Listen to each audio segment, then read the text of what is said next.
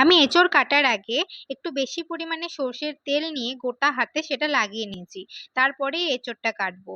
সর্ষের তেল হাতে লাগালে এঁচোড়ের আঠাটা হাতে সহজে লাগে না। আর তাছাড়া এত গরমে রান্নাঘরে রান্নাও করতে পারা যায় না। আবার তরকারি ভালো না হলে ভাতও খেতে পারা যায় না। তাই আজকে এঁচোড় আর কাবলি ছোলার তরকারি বানাবো। এঁচোড় চিংড়ির রেসিপি তোমরা তো ইউটিউবে অনেকই পেয়ে যাবে, কিন্তু এই এঁচোড় আর কাবলি ছোলার রেসিপি অনেক নতুন একটা রেসিপি।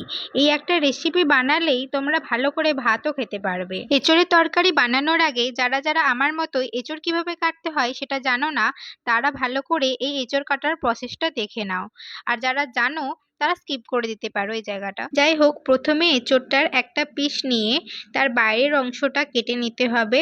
বাইরের অংশটা কাটা হলে মাঝখানে আরও একবার এটাকে কাটতে হবে। কাটার পরে এর মাঝের অংশটাকেও কেটে ফেলে দিতে হবে। এঁচোড়ের বাইরের অংশ আর মাঝের অংশ কেটে ফেলে দিলেই এঁচোড় কাটা কমপ্লিট হয়ে যাবে। এরপর এঁচোড়গুলোকে ভালো করে ধুয়ে নিয়ে কুকারে দিয়ে দিলাম। তার সাথে ভিজিয়ে রাখা কাবলি ছোলা 1.5 গ্লাস জল দিয়ে এটাকে সেদ্ধ করতে দিয়ে দিলাম। এটা সেদ্ধ হোক, আমি পাশের একটা কড়াই গরম তেলে সামান্য নুন দিয়ে আলু দিয়ে দিলাম। এতে তেল ছিটকে এসে গায়ে লাগবে না। আলু ভেজে নিয়ে তরকারি করলে সেই তরকারি খেতে আরো বেশি ভালো লাগে। আলুটা ভাজা হতে হতে এঁচোড় আর কাবলি ছোলা এদিকে সেদ্ধ হয়ে গেছে। এটার জলটা ভালো করে ঝরিয়ে নিয়ে আর একটা ফ্রেশ কড়াই পরিমাণ মতো তেল দিয়ে জিরে, শুকনো লঙ্কা, তেজপাতা, 2টো গোটা এলাচ আর দারচিনি দিয়ে এটাকে ভালো করে ভেজে নেব। এরপর এতে আরো একবার নুন দিয়ে দেবো যাতে তেল ছিটকে গায়ে এসে না লাগে। তারপর এতে টমেটো কুচি দিয়ে ভালো করে নেড়েচেড়ে নিয়ে তাতে ক্যাপসিকাম, কাঁচা লঙ্কা, আদা বাটার পেস্ট 1/2 চামচের মতো দিয়ে এটাকে আরো একবার ভালো করে নেড়েচেড়ে নেব। নাড়া হয়ে গেলে তাতে পরিমাণ মতো হলুদ, নুন, ধনে জিরে গুঁড়ো, বাড়িতে তৈরি করা মিট মশলা আর কাশ্মীরি লাল লঙ্কার গুঁড়ো, পরিমাণ মতো চিনি দিয়ে এটাকে নেড়ে নেবার একবার। তারপর এতে অল্প পরিমাণে জল দিয়ে এটাকে ঢেকে দেব 2 মিনিটের জন্য, যাতে সবজিগুলো ভালোভাবে সেদ্ধ হয়ে যায়। 2 মিনিট বাদে ঢাকাটা খুললাম। দেখো মশলাটায় কত সুন্দর রং এসেছে।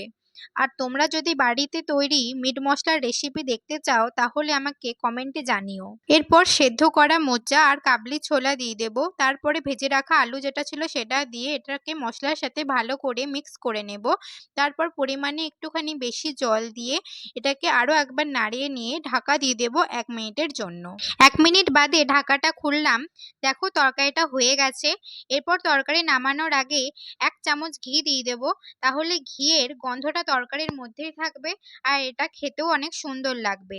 এরপর এটাকে সার্ভ করে নেব। রেডি হয়ে গেল আজকের এই এঁচোড় কাবলি ছোলার রেসিপি। এটা দিয়ে গরম ভাত, রুটি, পরোটা, লুচি সবই খেতে দারুণ লাগবে। আজকের মতো টাটা।